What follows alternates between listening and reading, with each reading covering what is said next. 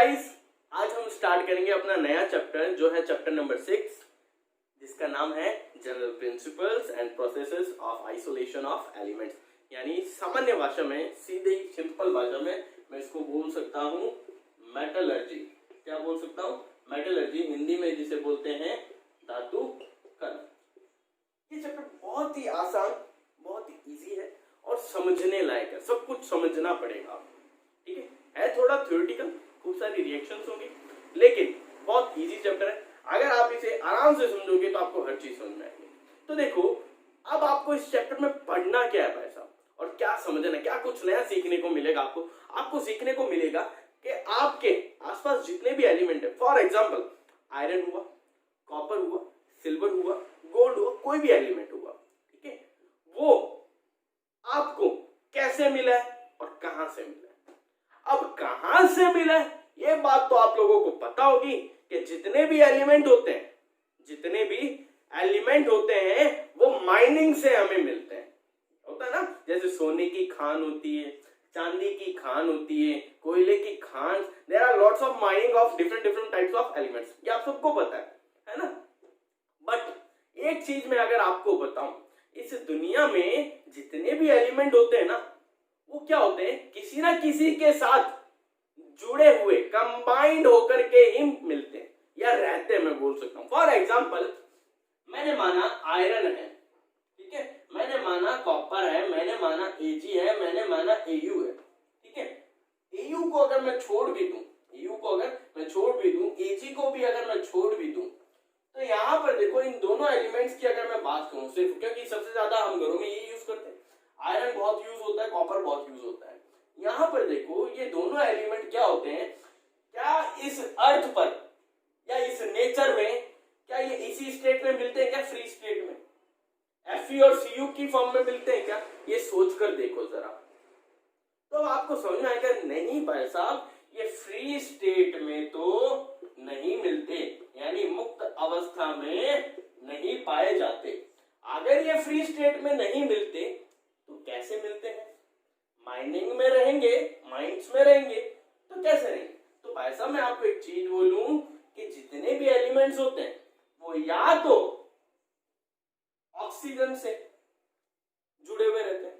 जब कोई चीज ऑक्सीजन से जुड़ती है तो क्या बनाती है, ऑक्साइड, यानी ऑक्साइड की फॉर्म में रहेंगे, या सल्फर से जुड़े हुए रहेंगे तो क्या बनाएंगे, सल्फाइड, या किसी हैलाइड से, क्लोरीन हुआ, फ्लोरीन हुआ, ब्रोमीन वगैरह कुछ भी, किसी तो हैलाइड बनाएंगे, कार्बोनेट हुआ, कार्बोनेट बनाएंगे, सल्फेट हुआ, सल्फेट बनाएंगे, फॉस्फेट बनाएंगे, कुछ भी, मतलब इनकी फॉर्म में रह सकते हैं। अगर इनके साथ जुड़े हुए मिल सकते हैं, मैं ये बोल सकता हूं।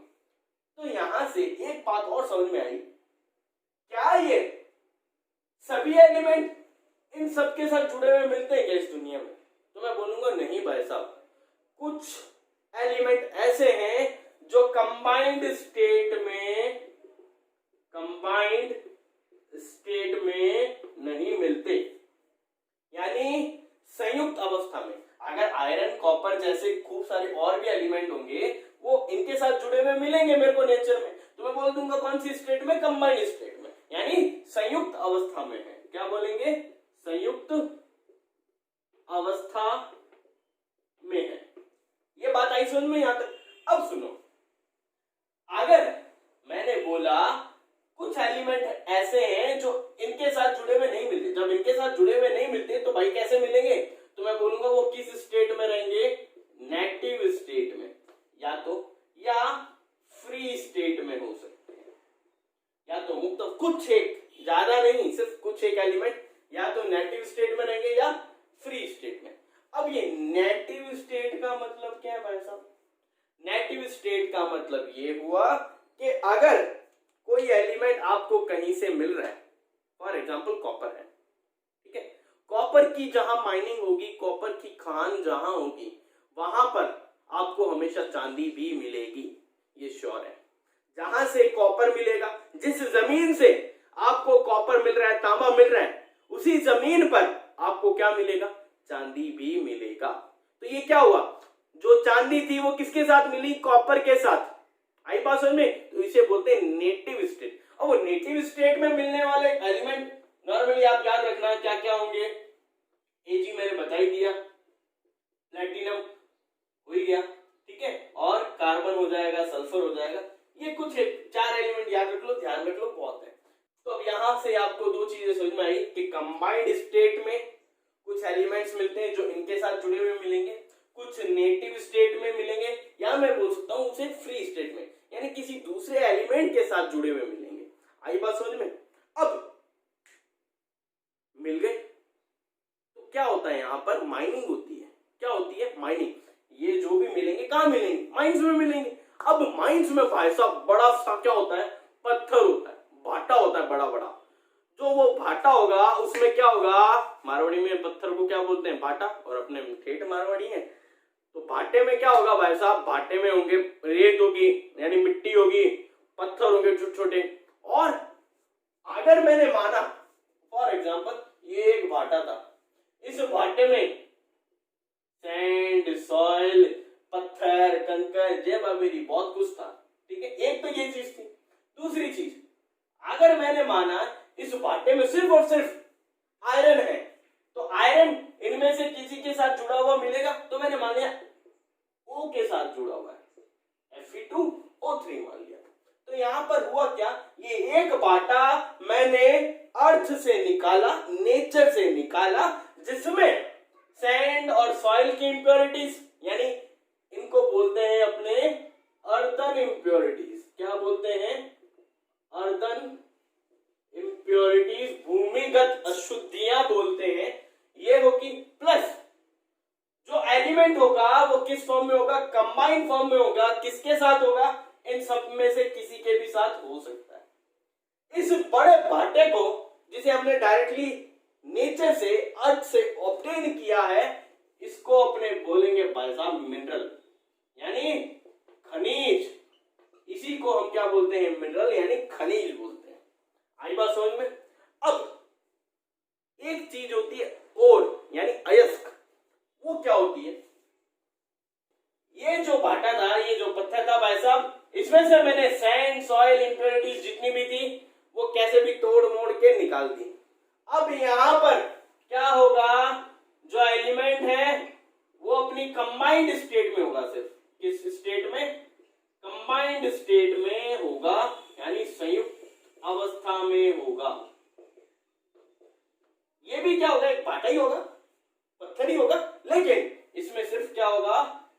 जो एलिमेंट है वो अपनी कंबाइंड स्टेट में रहेगा। इसमें से जो छोटी छोटी, यानी मैं बोल सकता हूं अगर इसमें 100% क्या थी? सैंड सॉइल थी, तो मैं बोल दूं यहां पर से 80% तो क्या होगी? Sand soil. क्या होगा? अगर मैंने तोड़ा पीटा कुछ भी किया तो निकल गई। बाकी 20% अभी भी इसमें बची है, तो हम इसको क्या करते हैं? नेग्लिजिबल मानते हैं। क्यों? क्योंकि आगे जो फर्दर प्रोसेसेस आएंगे उसमें ये क्या होगी? 20% भी गायब हो जाएगी। सिर्फ और सिर्फ 100% क्या रहेगा? कंबाइंड स्टेट में ये मटेरियल रहेगा। तो यहाँ पर हुआ क्या वो समझना।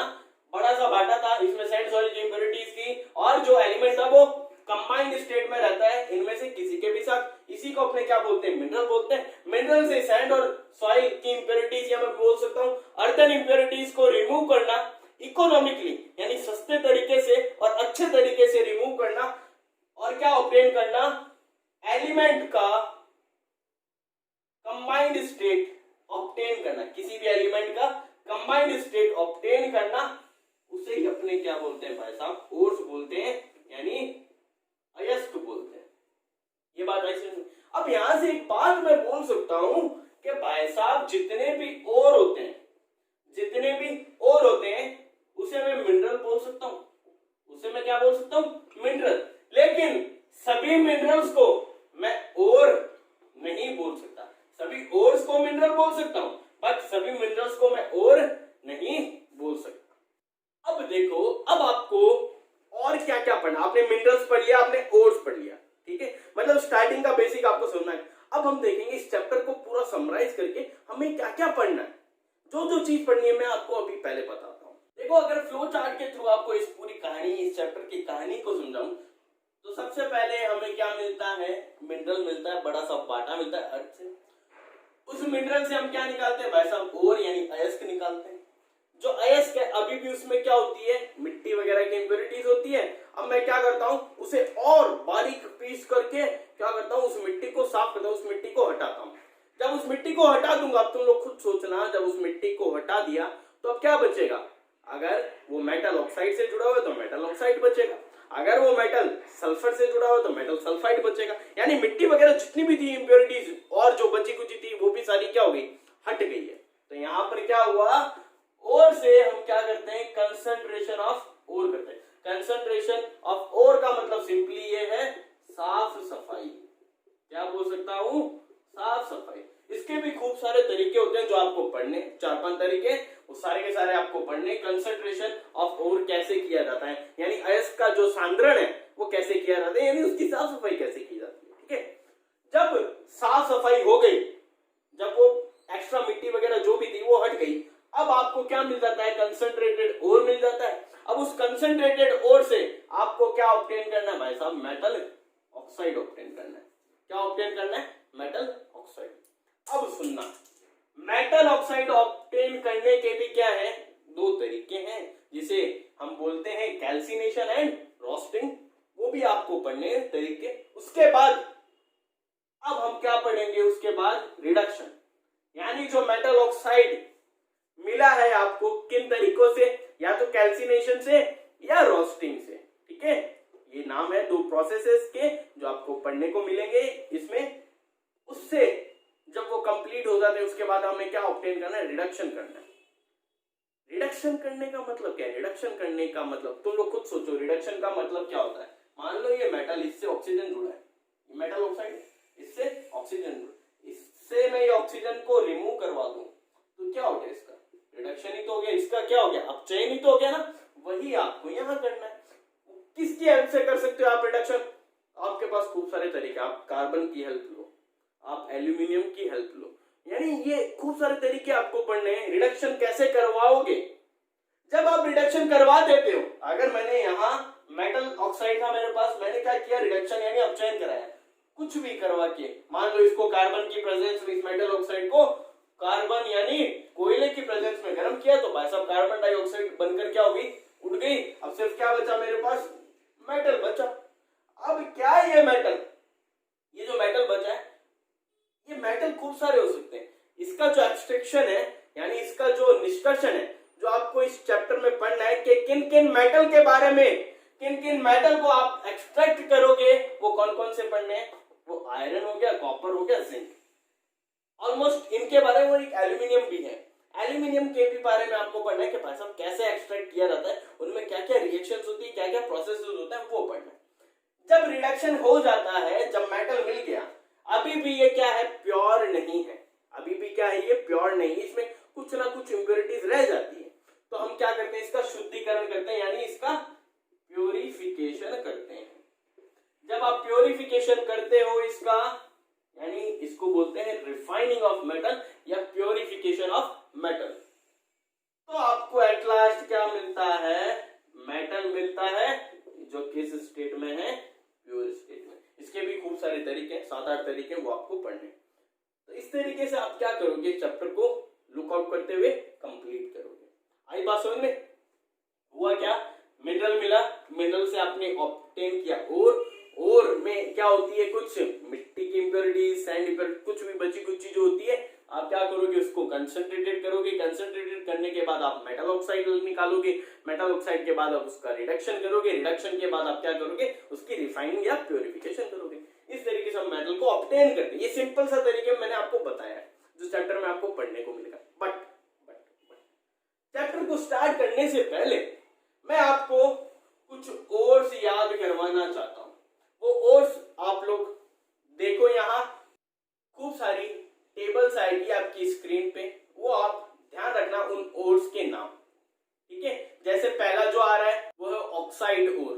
ठीक है, यानी ऑक्सीजन के साथ जुड़े हुए कौन कौन से एलिमेंट मिलते हैं, यहाँ इसके फॉर्मूलाज हैं और उसके साइड उसके नाम है, वो आप लोग याद रख ले, वो सारे याद करने पड़ेंगे आपको। ठीक है, उसके बाद आपको मिलेगा सल्फाइड ओर टेबल में। ठीक है, तो यहाँ खूब सारे आएंगे, कार्बोनेट ओर आएगा, ठीक है, फॉस्फेट आएगा, नाइट्रेट ओर आएगा, वो सारे आपको क्या करने, याद करने। ठीक है, वो 6-7 टेबल है, वो आपको लर्न कर ली, यानी वो सभी के। अब यहाँ पर एक बात सुनना, आप लोग पढ़ते समय जो मैं यहाँ दे रहा हूँ स्लाइड शो में। बट मान लो कोई एलिमेंट है, कोई एलिमेंट, मान लो मैंने नाम लिया डोलोमाइट का। क्या नाम लिया? डोलोमाइट का। डोलोमाइट का फॉर्मूला क्या होता है? डोलोमाइट का फॉर्मूला होता है CaCO3.MgCO3। यही होता है, ये डोलोमाइट होता है भाई साहब। अब इस डोलोमाइट में देखो कैल्शियम कार्बोनेट के साथ जुड़ा हुआ है, मैग्नीशियम कार्बोनेट के साथ जुड़ा हुआ है, यही हुआ। यहां पर मैं ये बोल सकता हूं ये जो भट्टा है या ये जो ओर है ये एक्चुअली में क्या है? कार्बोनेट का ओर है। क्या है? कार्बोनेट का ओर है। इसमें क्या है? कार्बोनेट की इंप्योरिटी तो है, लेकिन अब मैं पूछूं ये किस का ओर हो सकता है, तो आप बोलोगे कैल्शियम भी इससे ऑब्टेन कर सकते हैं और मैग्नीशियम भी इससे ऑब्टेन कर सकते हैं। तो भाई साहब इन जितने भी फॉर्मूलाज में आपको मान लो Na दिख जाए एक ही फॉर्मूला में, आपको K भी दिख जाए, तो आप ध्यान रखना वो और Na का भी हो सकता है, वो और K का भी हो सकता है। अगर आपको कॉपर भी दिख गया एक ही फॉर्मूला में और Fe भी दिख गया, तो ये कॉपर का भी और हो सकता है और Fe का भी और हो सकता है। ये आप लोग ध्यान रखना बातें, ठीक है। तो अब आपको ये ओर्स याद करने हैं। नेक्स्ट लेक्चर में हम क्या करेंगे? इस चैप्टर को रन आउट करेंगे। आज हमने सिर्फ पढ़ा इस चैप्टर का बेसिक जो आपको पढ़ना है, ठीक है।